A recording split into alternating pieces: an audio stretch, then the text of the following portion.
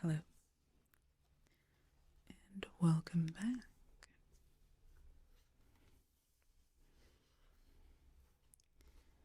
Today, we're going to be going through Rum Rebels.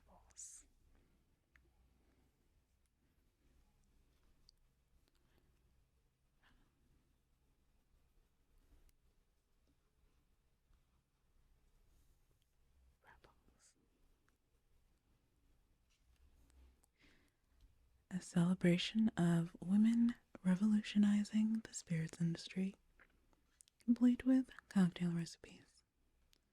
It's Martina Haas and Renee Van Hoven. So, I normally like to get hardcover books just in general, but especially for cocktail books. It just feels sturdier. And I think anyone who has hastily rushed to grab a cocktail book in the middle of a party knows it's just better to have a hardcover. But I do love the way that this book feels, this paperback. It's one of those that has like that really smooth, almost suede-like texture.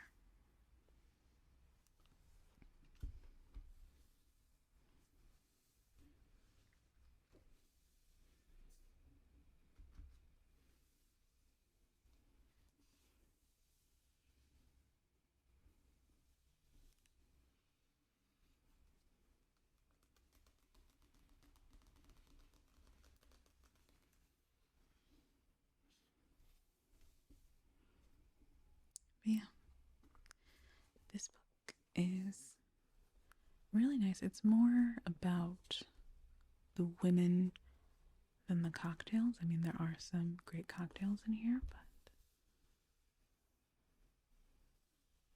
this is really getting into the women at the center of this part of the cocktail industry.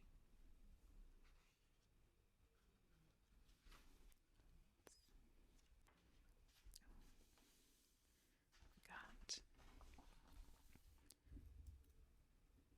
a nice map here. United States. Remember when Mexico had a lot more Mexico? That's some manifest destiny for you. Got the West Indies. I wonder. I don't see it. I know Bermuda somewhere over here, but they're part of us. They can hang. Yeah, it's getting so tiny here. One of these little dots, if the dot is even there at all, will be Montserrat. And that's where my parents are from. In case you were wondering why I am so obsessed with rum and getting more people to talk about its origins and such.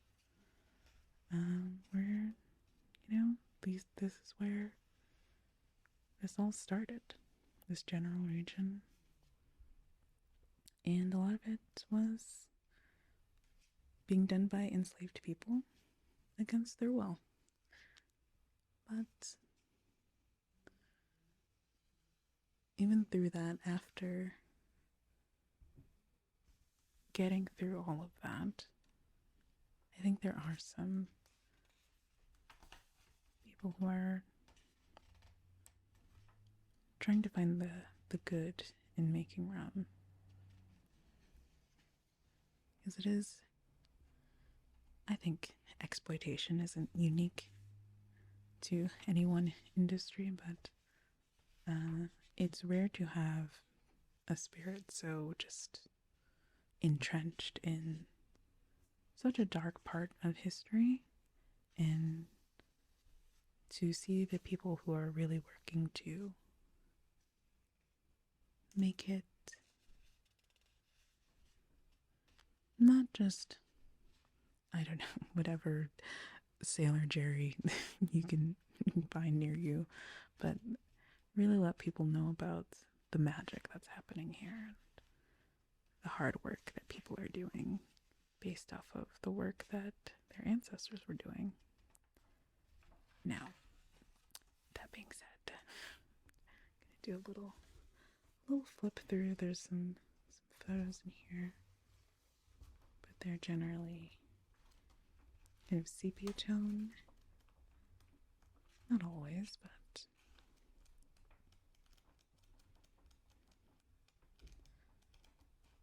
a lot of the women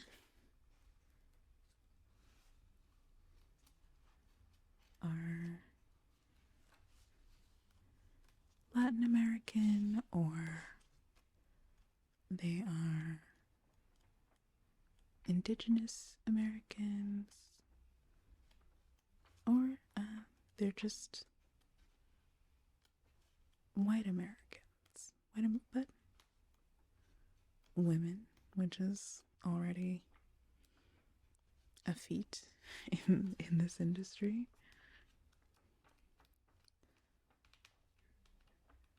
So I just want to flip through so that I can show you a good little note here. Now,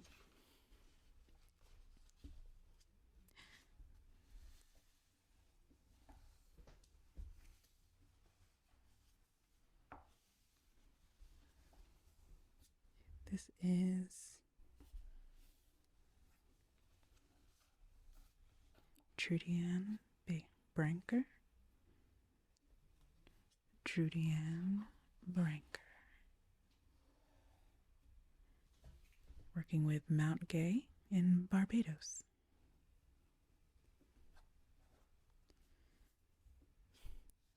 So starts off, we couldn't skip Trudianne Branker of Mount Gay. Oh no. I've tapped too much. My nail's coming undone. We couldn't skip Trudianne Baker of Mount Gay in Barbados, who unfortunately couldn't join this project.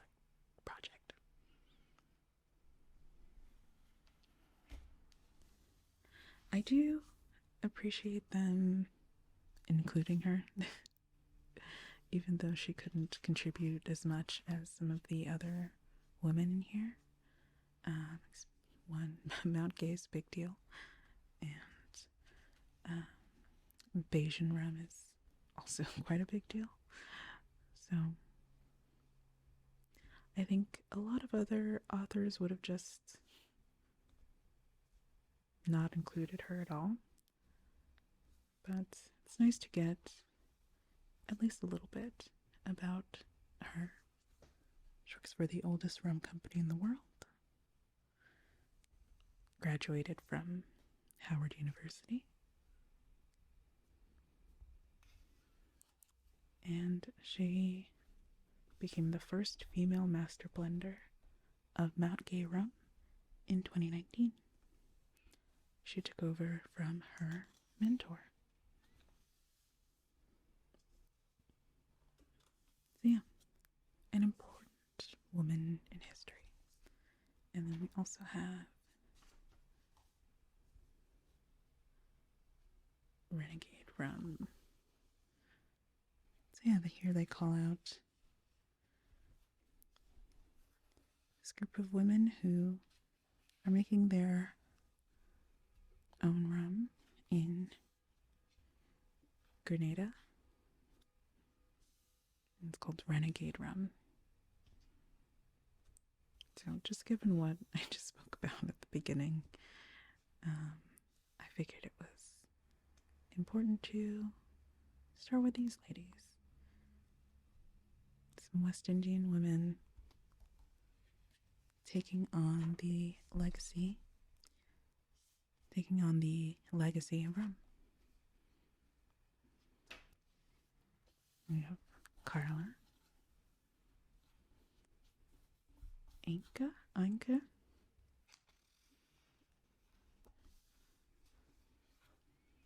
Camille, and Carissa. And it's really great to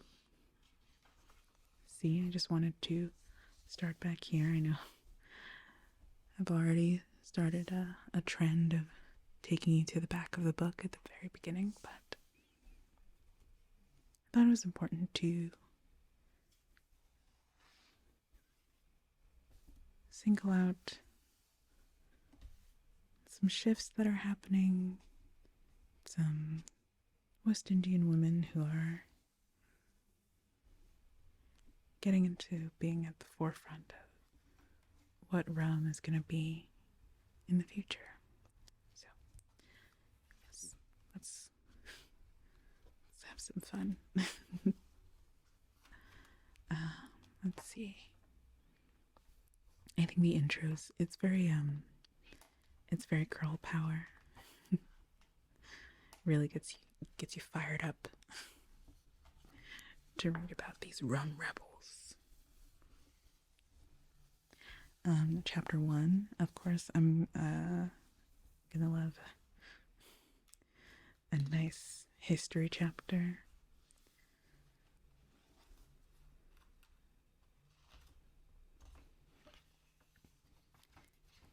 Yeah, we'll stop here for a second.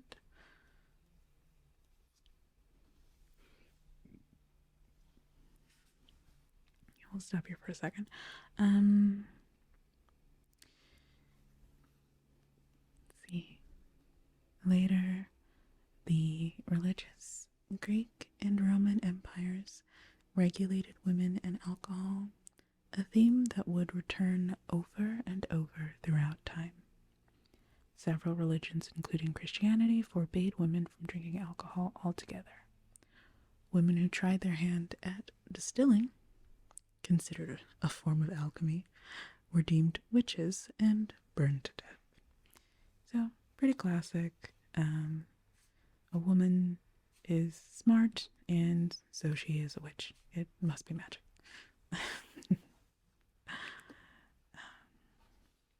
Yes, we've been distilling since roughly 1200 BC, although there's other ways to make alcohol, ferment things and such, but it's quite an old process.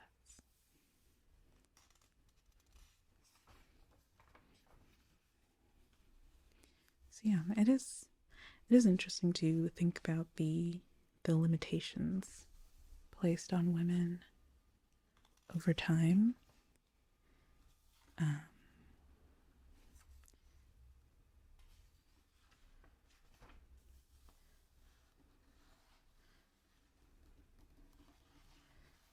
Because there are some real guidelines that are just kind of based on, relative size and, body fat, muscle mass, metabolism. And just generally speaking, it seems like women are less likely to be able to drink heavily without severe consequences. I mean, everyone should drink in moderation. But there is an actual real concern there, so I do want to shout that out, but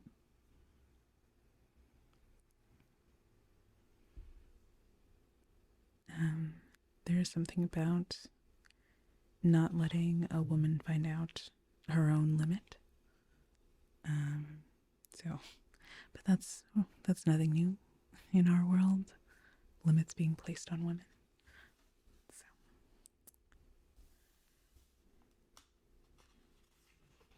yeah.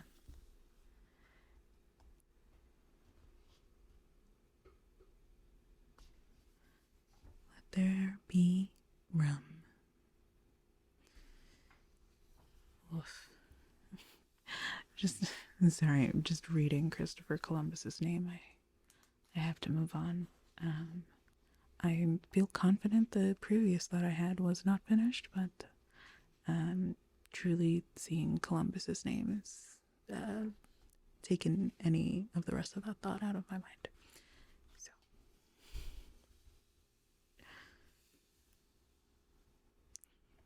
yeah.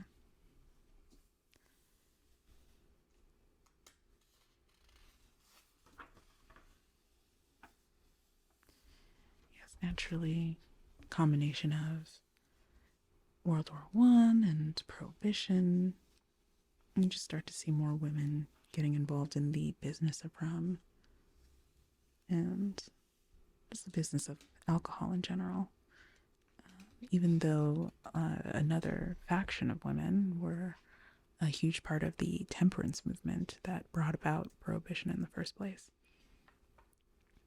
And I know sometimes people will kind of frame these temperance leaders as kind of uptight women, but and there is a lot of religion being pushed into that as well, but many women who were pushing for temperance were actually hoping to solve the ills of dealing with alcoholic husbands and fathers and things of that nature. As I mentioned, they were restricted from drinking, but the men were not, and life was hard, and therapy wasn't a huge thing yet. They turned to the bottle, and sometimes that turned violent. So I think it's worth contextualizing that a decent chunk of the temperance movement was about safety. Okay. Start with some Joy. Joy Spence of Appleton Estate. And that's a Jamaican rough. She's the master blender there, or at least at the time of this writing, she is. Though you'll generally stay for at least a few years. Or longer, especially if you land a brand like Appleton. I have some of this in my bar right now, and it is fantastic.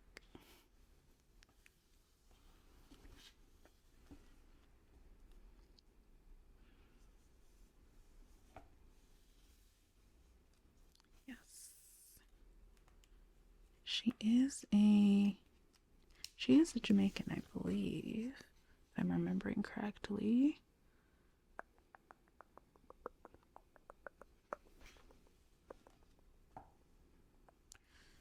Yes, well, so she returns to Jamaica. So, oh yes, she worked at Tia Maria. If there's ever a coffee liqueur in, I don't know why I said it like that, liqueur of at my bar, there's gonna be Tia Maria or Mr. Black. I think if you want to be a real purist about a White Russian, Kahlua is great, but I mean for a real well-rounded addition to the bar for your coffee, your kind of sweet coffee alcohol needs, Tia Maria and Mr. Black. Okay. Oh, it's so great to have their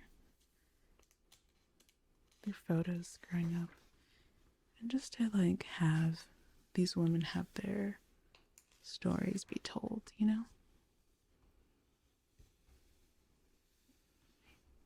And she has a female mentoring program, really supportive of educating more women to get into this field. That's very great. So yes, we have to start with joy, because I don't want anyone in the comments saying they put all of the black women at the back of the book. Okay. This is a very good book. Ah, yes, a rum buck. I believe a buck is, it's kind of a forgotten style of cocktail. It's pretty close to Ricky, but I think it's the ginger that makes it. I think there's ginger ale here, but I believe it's generally ginger beer that makes for a buck. Oh, delicious.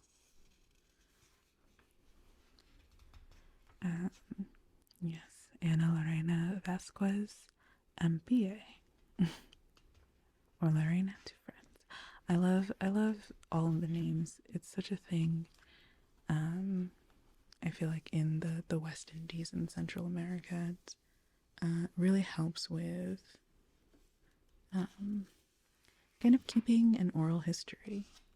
Some of them are middle names, and then often when you meet people, you'll just also say a bunch of your last names, and you can actually find out if you're related to people that way.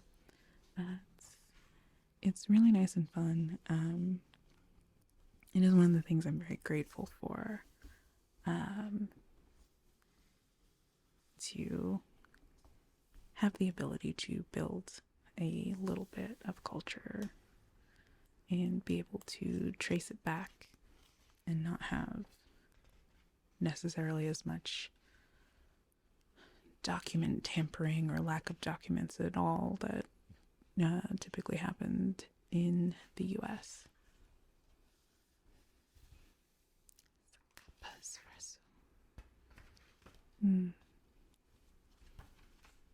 That does sound really good.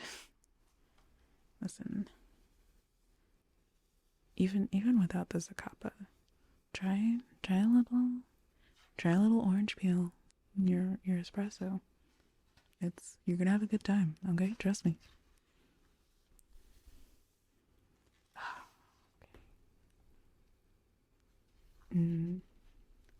Yes, I've been trying to get into more Venezuelan rums.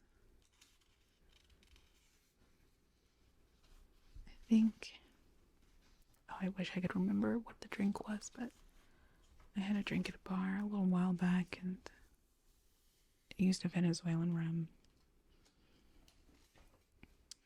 And ever since then, I'm like, I gotta get my hands on more of that.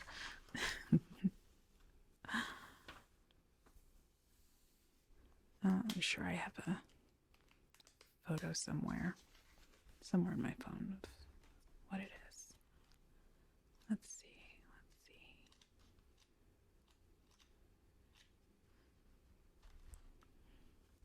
Classic Mai Tai. I've already seen a couple of these.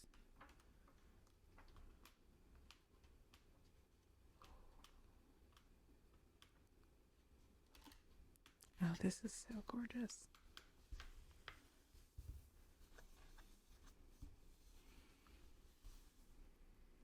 Such a great use of a white rum. It's really elevated. I think there's this concept, this idea, this notion that rum is a little more casual, but it can absolutely be a part of a celebration. It can be a lot of things. Rum is very versatile because it's very complicated and there's a lot of different types. So this is Island Swimming Pool, and it's using De Paz White. And it even has you make a white hibiscus syrup.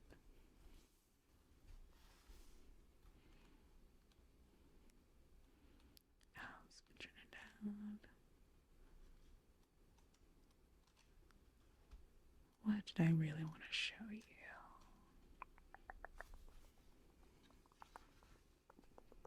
Hmm.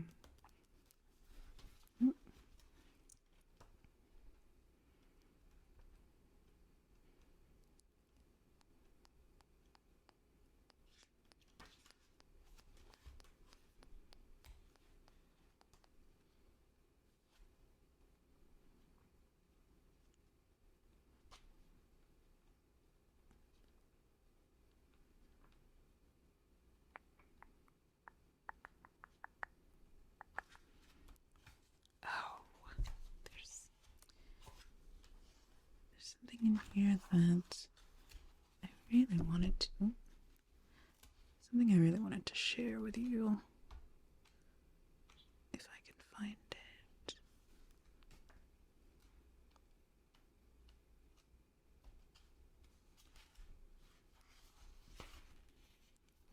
There's a lot of classics interspersed here.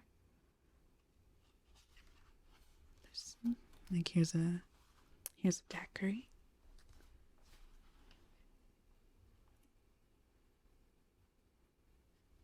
Oh, here we go. Yes. Now, I've already talked about this in my tiki video, but these aren't my favorite kinds of tiki glassware.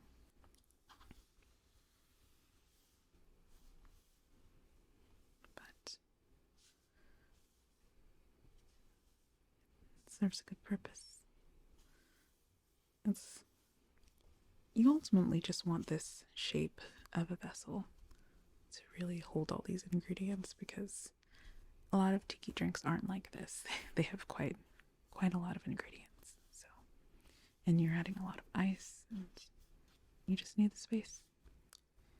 But this is a honey breeze. It's using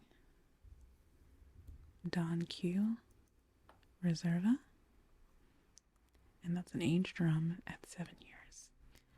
I really like rums in that like 4 to 7 year range, especially for mixing drinks. It's such a fun time in the aging process, and I feel like you also don't feel too bad about using it in a drink. Once you start to get higher than that, I'm entering more of a sipping territory. You know, like we're getting into Scotch. The 18 and 21 year Florida Cognac comes to mind. But yeah, this is the honey breeze. Just seems so refreshing. It's a little sweet, coconut water to hydrate, and a nice cucumber garnish. Oh, there's also cucumber in it. That's right. Fantastic. Because you don't often, I feel like a lot of people put cucumber in gin drinks and vodka drinks, but you don't always see it in a rum drink. So that's really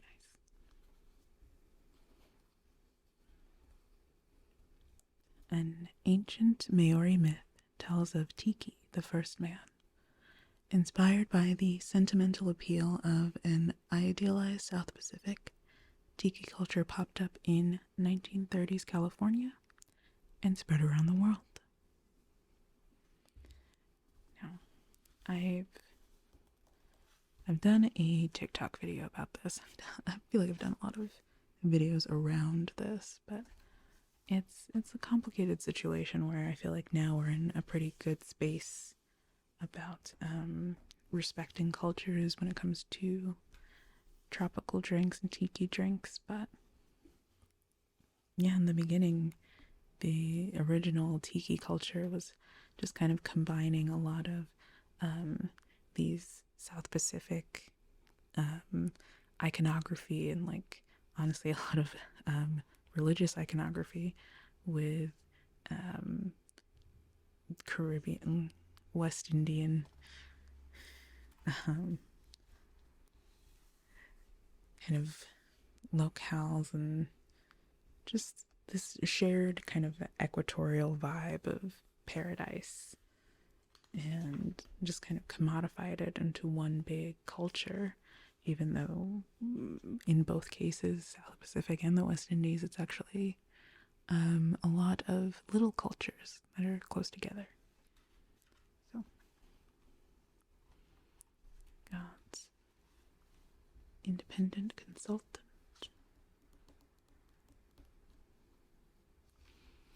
That's right, I think she started in whiskey actually.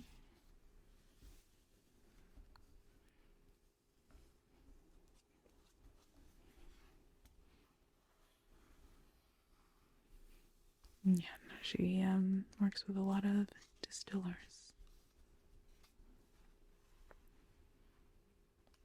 It is always nice to have a book like this, because I feel like these are exactly the kind of people who become forgotten.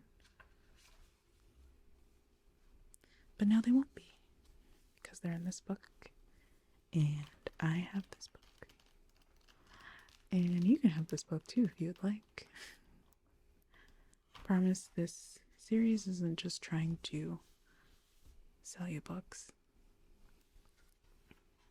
but I just really wanted to